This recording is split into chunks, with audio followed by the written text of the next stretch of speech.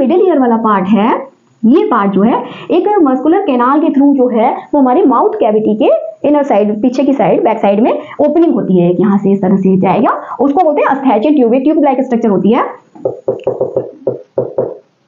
अस्टैचियन tube.